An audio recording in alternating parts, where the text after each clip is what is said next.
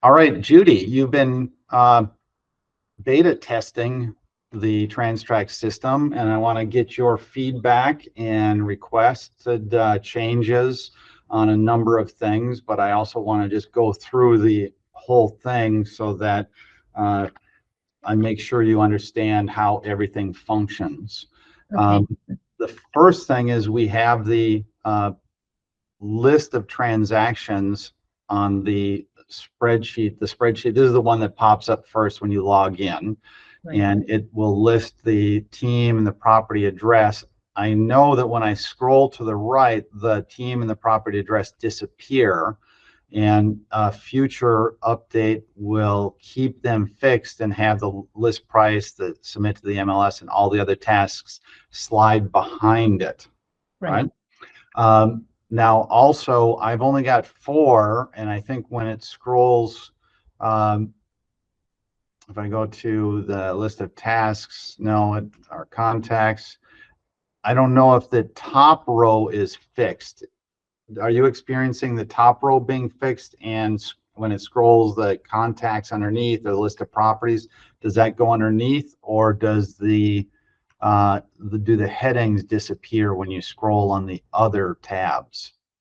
I haven't noticed that as of yet, but I can check right now as we're speaking, and because I do have a pretty long list of contacts. So actually, when I scroll under the contacts, everything scrolls up. So there's not a freeze pane there. Not the top row. So that's one of the things I'm going to do is freeze top row on all 4 sheets. Yes.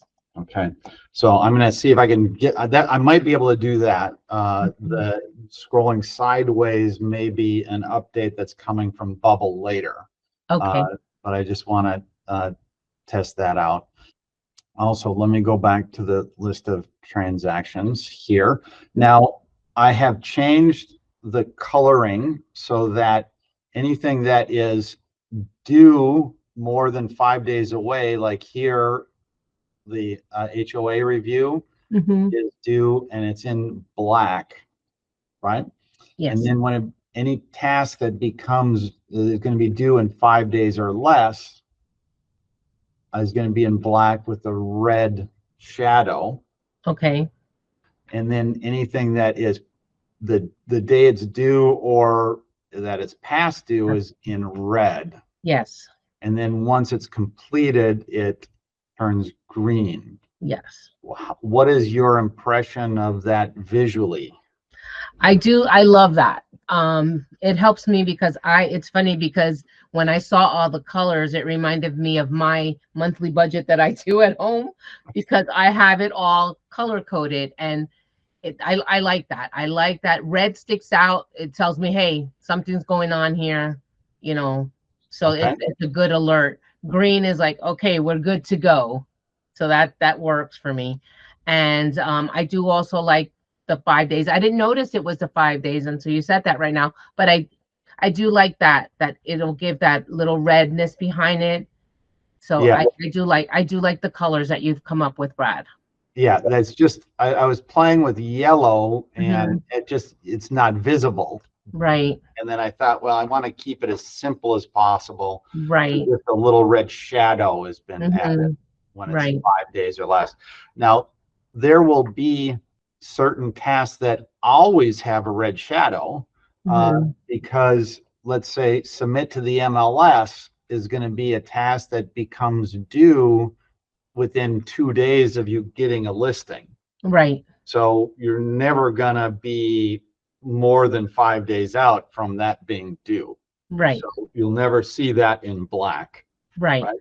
Right. So there's a few tasks that are that way. And on that subject, I want to ask you going forward to keep an eye on those due dates, because I have arbitrarily, but through experience, assigned due dates based on triggers. Right.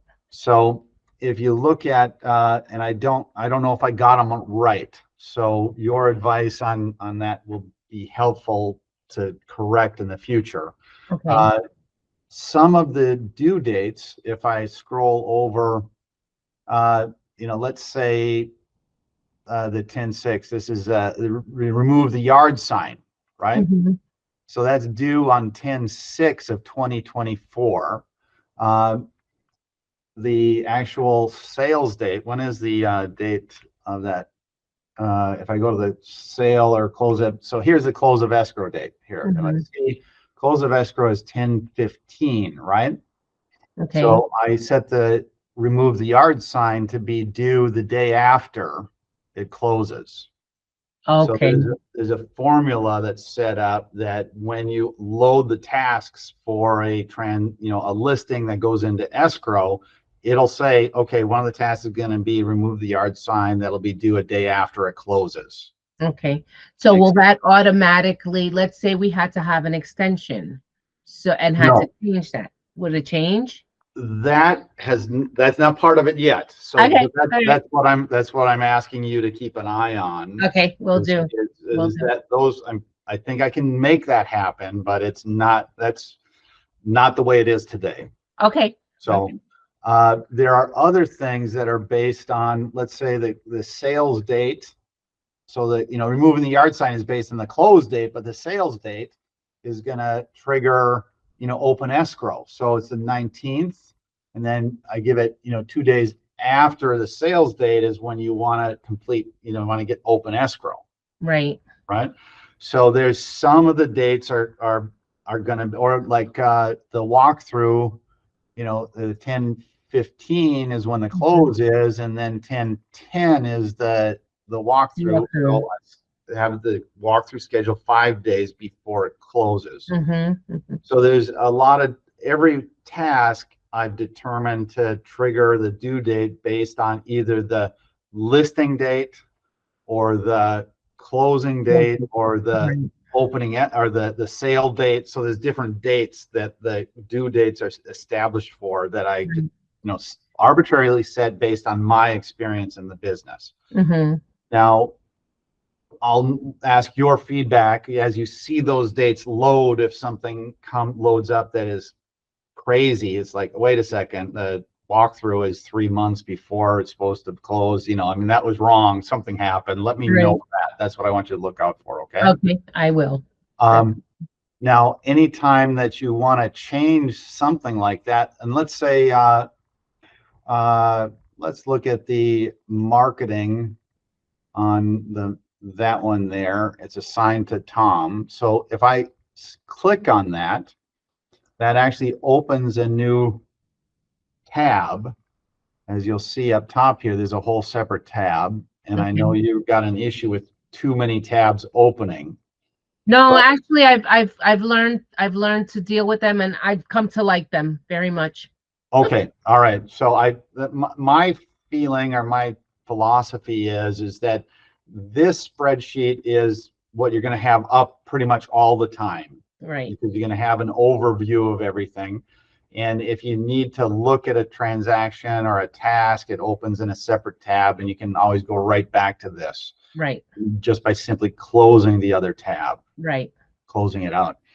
But on this one, let's say couple things can happen. Let's say the due date is 8/23 and we want to change it to, today is 8/28. So let's say it's 29, which is tomorrow. And then I go back to here, 8/29. Is that that's it right there. That's the one, right? So now it is changed to black with a red background because it's less than 5 days. Perfect. Right? Perfect. But if I go back and I say, let's say it's completed and I'm Brad and it's assigned to Tom, I'll click complete. Now, because it's not assigned to me, it's possible that Tom is actually the one that did complete it because it was assigned to him. But he just simply called me and say, can you mark it complete because he's driving down the road or something, right? Right. So I could check it, yes, completed by Tom. Okay. Or let's say he just never got to it and I did it for him. I did it, then I would click yes, complete by me. Right. Now, if it's assigned to me and I'm closing it out, the completed by somebody else it's not even an option. Right. Okay. So I'm just going to hit yes, completed by Tom, because he told me that. And now it's completed by Tom, and it's in green. Perfect. And it shows that it was completed 8/28, which is today. So Right. that's automatic. And as you said before, you had requested I can reactivate that task. Yeah, that helps, because sometimes, we're only human and make mistakes. Yes. Now, I want to point out that you see the instructions down here Yes. are empty. Mm-hmm. Okay? And I want to go over why that is. Okay. And how to deal with it going forward. Okay. Now, what'll happen is when I have no team chosen on here, and I click on the instructions for, let's say, install the yard sign. This pops up, and these are generic instructions. Right. That I used when I was in the real estate business. And it may be like find an order form from the sign company in or at, there's a blank spot, and that's designed so that each office may have a form that you fax in, and it sits at the somewhere in particular. Okay. And this says the current procedures for, and it's blank. Mm-hmm. That indicates that this is a generic instructions that don't apply to any one particular team. Right. But if I change this to the Gus's Go-Getters team and I hit install yard sign, you'll see this is current procedures for Gus's Go-Getters. So now it is actually showing the instructions for this particular team. Okay. And I, had save, third save, and I'm doing this just for demonstration purposes. And I'm gonna edit the procedure. When I hit edit, it goes back to the original generic instructions. Okay. Right? So I have a couple of options. I can go ahead and just make changes here, or I can copy this and edit. So I'm just going to copy everything, and I'm going to paste it in, and I'm going to change this to the fourth save. So this is the fourth time I've saved this. Okay. And I'm going to put find an order form for the sign company in or at receptionist has file. Ask her. Okay. Or him. Or they. Okay. So now when I hit save, that's the Ford instead of fourth. Got it. Save for the Gus's Go-Getters, and it added that in. Okay. And if I install the yard sign, it shows the fourth save. Right. And so from now on, what I just saved was the procedures for anytime that task is assigned in another property. Okay. So it's not retroactive to existing, at least let me check and see. If I hit assign to Mary. Okay, see, there's no instructions there. Right. It was never, and on this one does. Okay, it does show the fourth. Okay. So what happens is you have to save the instructions first, and then any future changes. Right. So I'm going to go this. So basically, let's just go to my team, and I'm going to create a new team, which I'm going to call AFX Research, which is my day job. Okay. I hit create a team, and I'm going to go to AFX Research. I'm the only one on that team right now. I can add somebody to it, but we're going to just leave it there. Okay. If I go back to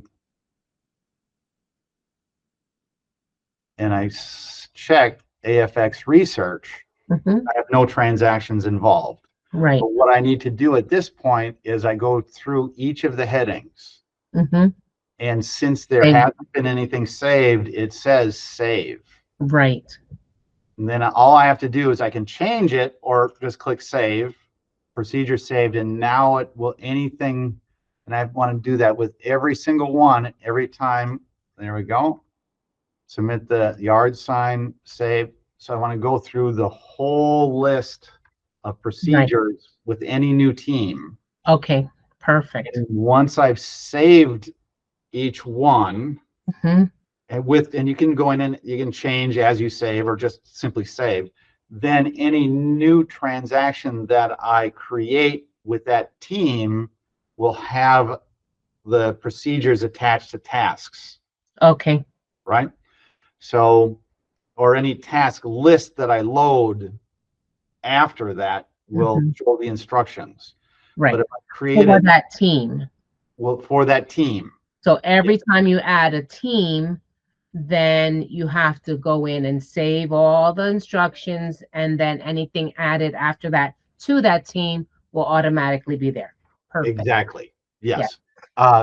However, that everything will be there when you go to the task page. But if you load it, if you don't do that and you create a transaction and you load tasks, it'll still load the tasks, but those tasks, when you go to that page, won't have the instructions. Right. It'll be Okay. blank. Right. But you'll still be able to go in and look at the generic instructions on the spreadsheet, Mm-hmm. or the instructions, you can save the instructions later, Right. and they'll attach to future tasks that get loaded, Okay. but they won't be retroactive. Okay. Gotcha. So, and then anything that you load up, then it'll save for future. Any changes will be saved as you're going forward. So, Okay. does that make sense? It does. It does. So we would have to be mindful that if we do add another team, make sure to save that before entering anything under that team. Yeah. Okay. And any teams that you already have, you want to go through and save all the procedures. Right. So when you click on it, if it pops up and says, okay, if I go to this, the AFX, there's no transactions, but if I go like this and it says edit procedure, that means there's been something saved. Right. Right. But if I go to this and it says save, right, nothing's been saved yet. Right. Got it. So it's pretty.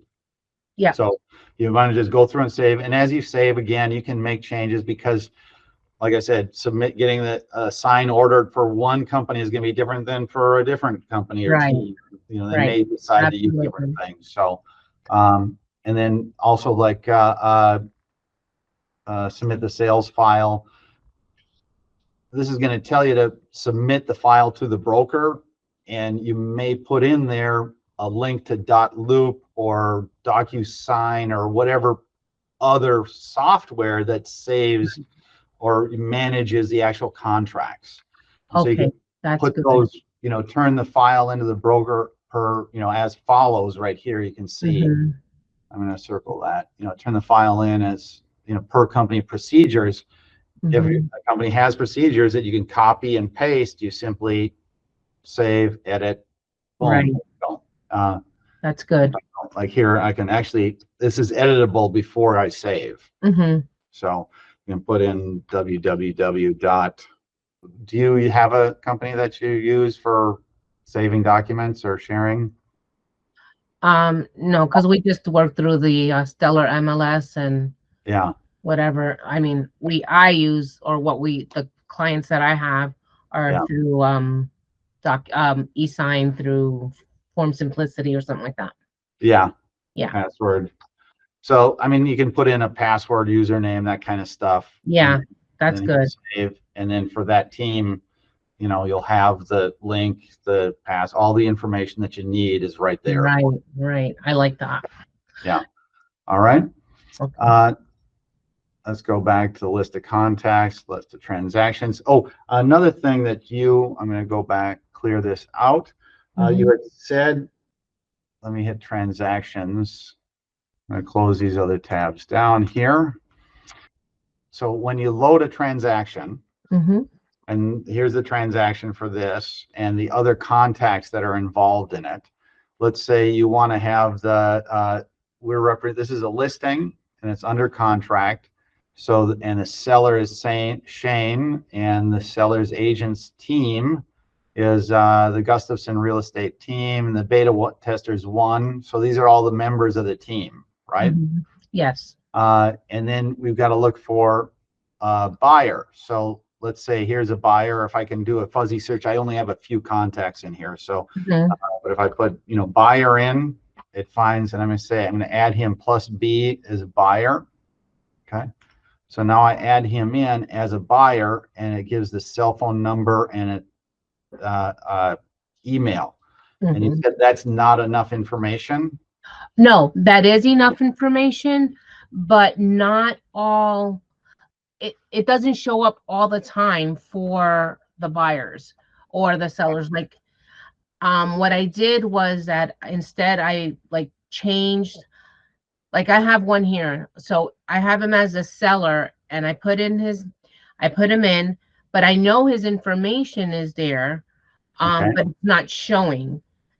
Yeah. So if I put him in as the buyer, then his information shows up. Okay, now you want to go, and if you go to him and you're going to put, well, he's the seller's agent for this. So you would click there, right? So I click on seller's agent. See what happens? None of his information shows up. Okay, that's it. So the seller's agent info doesn't show up. Okay. Yeah. That's what we're looking for. Right. Yeah, that's no problem. I can go through and add that. So okay. Seller's agent info needs to show. Yeah, because when he's added as a buyer's agent, so if I put him, let's say he's at a buyer's agent, he's got the phone number and email, so it should be in both places. Right. Yeah. Yeah, because we added them. That's their contact, the contact type. Right. So that is good. Yeah, I need to make a link so you can click on it and go to their contact and get all their information instead of just right. phone number. You might want an address or other details. So yeah. Okay, so that's good. That's good. I have to create the links and then make the seller's agent info. So I'll go through and check all the other statuses and make sure everyone's information shows up no matter how they're added to the transaction. Okay. Good. Okay. Good. Now I have a question on what you're just showing there, because I noticed something. Can you scroll to the top where on the same page? Okay, and then you have seller there as Shane. So you have the address and then seller. Yes. So what I've done, if I click on the address, the Shane is the owner of the property. Right. So he's going to be the seller. Right. The property selling, so because he's the owner. Right. Current owner. Does that make sense? Yes. And you added that. So if you went to you click on the address. I go to the address. Oak Hill. Then you have him as the current owner is Shane and the current occupant is Shane. So he's an owner and an occupant. Okay. I can remove him as an occupant, but he's still the owner of the property. Okay. So now if I remove him as owner, let's say I click remove him as owner, and I'm going to make Carol Lyons the owner. Right. When I go to the Oak Hill, I'm going to go back to the transaction and hit Oak Hill. Okay, so that's not changing. So I need to update that because the Carol Lyons is the, oh wait, no, save changes. I got it. There's that. Let me do that. So Carol Lyons. So I need to link when I change the owner on here, any other properties, any, yes. Okay. You didn't even know that was going to come up, did you? No, I didn't. But I saw that and I was like, oh, well, if I would have, I said, I wanted to make sure because I know on mine, I didn't really put like this one that I'm working on now. I didn't put the owner, as for the property, and I just did, and it didn't like change anything. Yeah. So I'm wondering, maybe. Okay. Maybe I could refresh that and see. Now, need to update the Yeah, that's related. Now, I don't know when this would ever really need to happen, because how often do you change the owner in the middle of a transaction, right? right. So that's what I just did is very kind of unusual, right? Right. But it's still, you know, I want to have everything tied together, right? Mhm.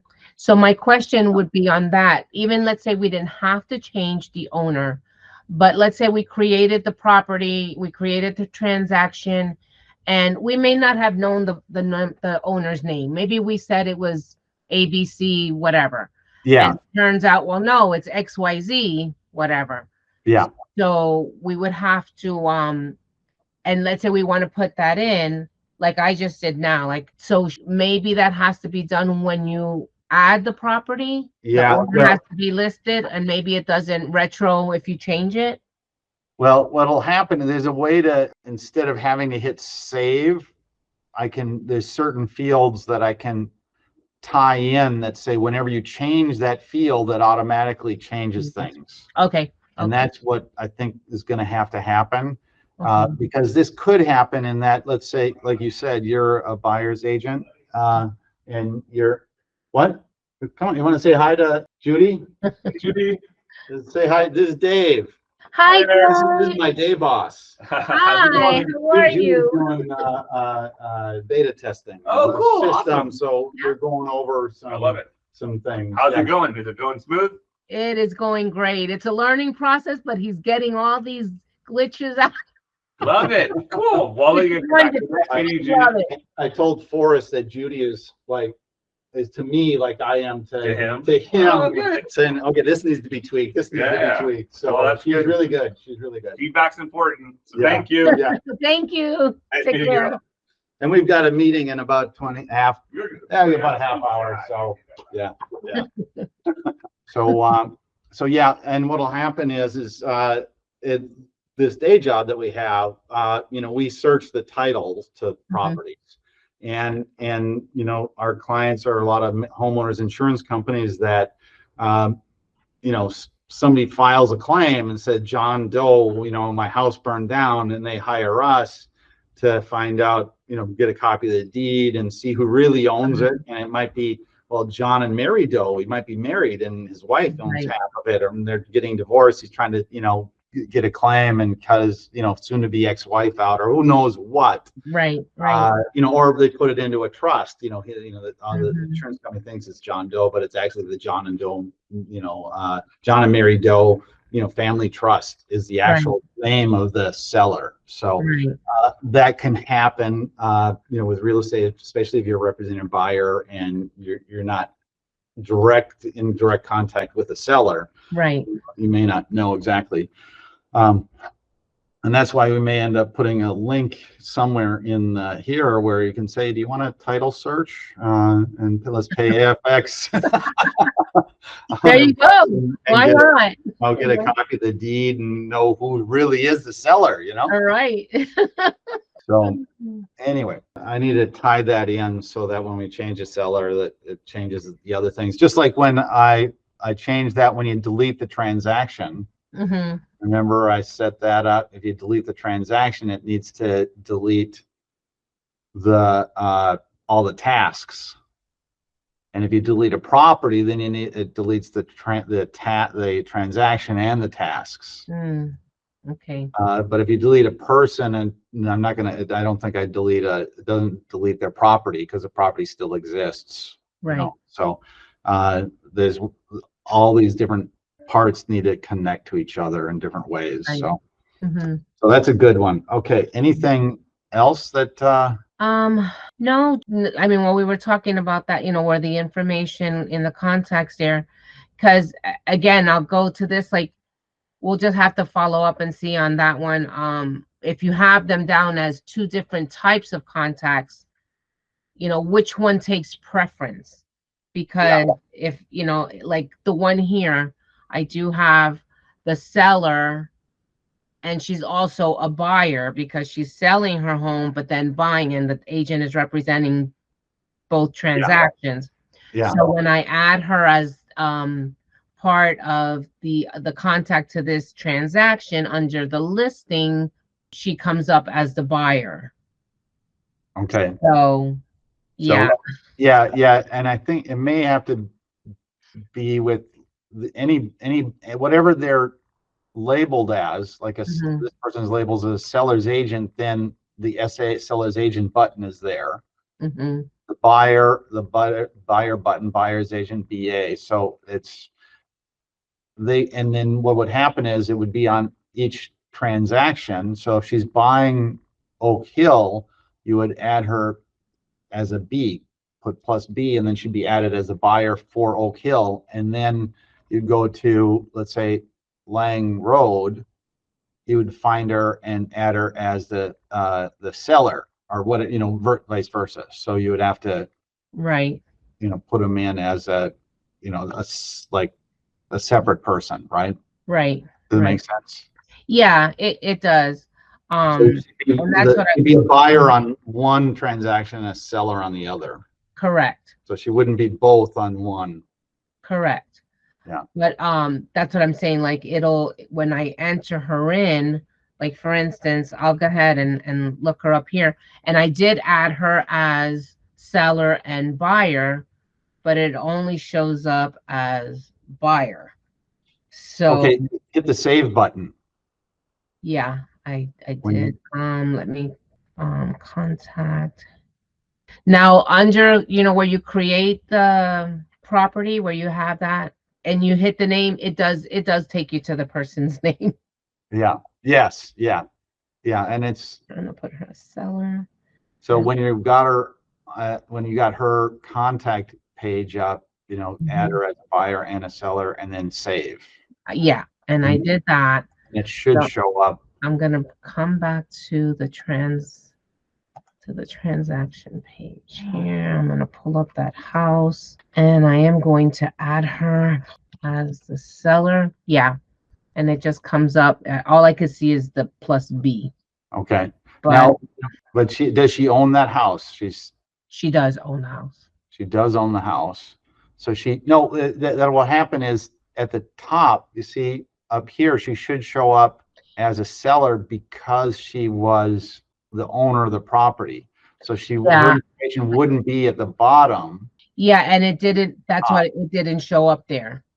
No, she doesn't show up. Yeah, and that's why that was one of the things we were discussing.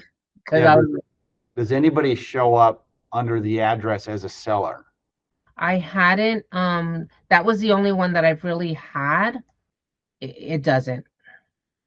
Because I might have it set up that they only show up as a seller if they're listed as the owner under the address. But because it doesn't automatically update it, what might have happened is, like we were saying, you had the address without an owner, and then we added the owner, and because it was initially created without an owner, it's not allowing anybody in. Right. So that's when I make a change to the owner, it needs to change the transactions and everything. I think that'll clear it up. Yeah, I think so too. I think so too. I think that has to be in the initial adding of the property. Yeah. And I think if I change it so that a change of ownership will show up with related transactions, then it'll update automatically. Right. And and it may not on this one in particular, sort of like the task that we went over on the spreadsheet. You have to save those tasks and then afterwards. So the correction I make now may not affect this particular transaction that you're talking about, but it should on all future ones. Right. Okay. All right. That's good. Good stuff. All right. Anything else? No, as of right now, I think we're pretty good. Okay. Yeah. Well, let's call this one, wrap this up, and I'll make these changes and let you know. I don't know how fast they'll happen, but hey, I love seeing the little black line. Dave's got his whip out. He's saying you've got to get your work done here too, I see. Well, I look forward to the updates and look forward to all the changes that you make. And Yeah. yeah, I love it. Okay. I love it. All right. I'm Really, trying to get my team on board. Once I have this like down pat, I want to get them all on board. okay. That's Thank my you. goal. I really appreciate your feedback and everything. It looks like we're getting close here, though. Yeah, it sure does. I think I think we're at a point where I'm excited now. Yeah, good. All right, Judy. Thank you so All much. right, Brad. You're welcome. Take care. Have a great day. You All too. right. Thank I'll you. see ya. Bye.